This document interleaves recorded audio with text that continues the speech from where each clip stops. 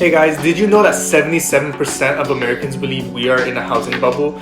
Did you also know that according to the same study performed by Realtor.com, only 44% of real estate agents believe we're in a housing bubble? That's a staggering difference. But what's really happening though? Why is there such a big difference in belief between American consumers and agents? To give you a little bit of backstory, in 2021, we saw a national average of 17.5% for home appreciation. In Florida, I have seen homes increase by as high as 30%. But why? How can prices be climbing so high without there being a bubble?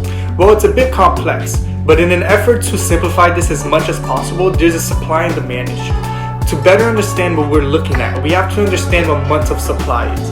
Basically, month supply is an indicator of inventory. If there are no new homes coming on the market and month supply is at 2, it will take 2 months until inventory hits 0.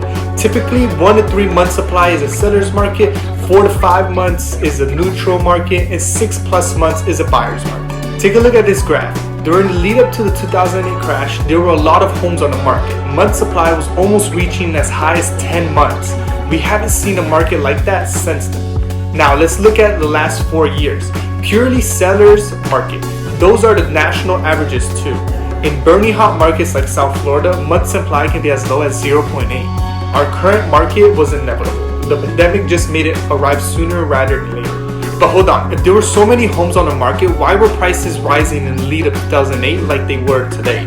Well, that's because everybody and their dog would be able to get a loan back then. Unfortunately, predatory lending was very prevalent. Just ask anybody who was old enough to buy a house. I personally knew programs where you could get approved for a loan without anybody ever checking your finances.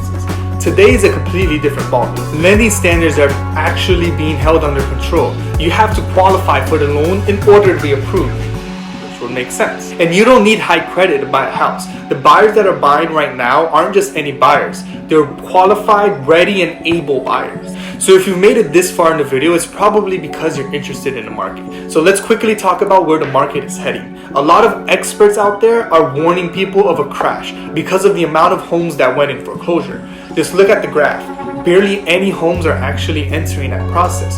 Why? Well, that's because with the recent price appreciation, 80% of homeowners that entered foreclosure can now sell their home for a profit instead of losing it completely. But what if I want to buy a home and I can't? Will I be missing the boat? No. There is no perfect time to buy a house. Take a look at these mortgage rates. We aren't at record lows anymore, but we are still in historic low territory.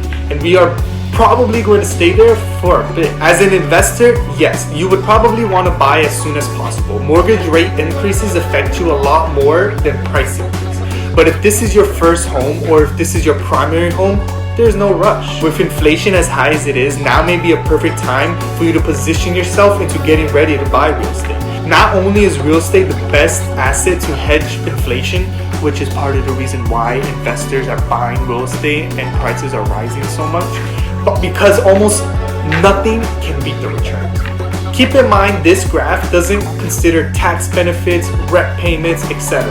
Only the appreciation of the home. If you're thinking about selling your property in South Florida, get in touch with me. Now is the perfect time to sell. Let's see what option is best for you. And if you're thinking about buying in South Florida, right now is still a great opportunity.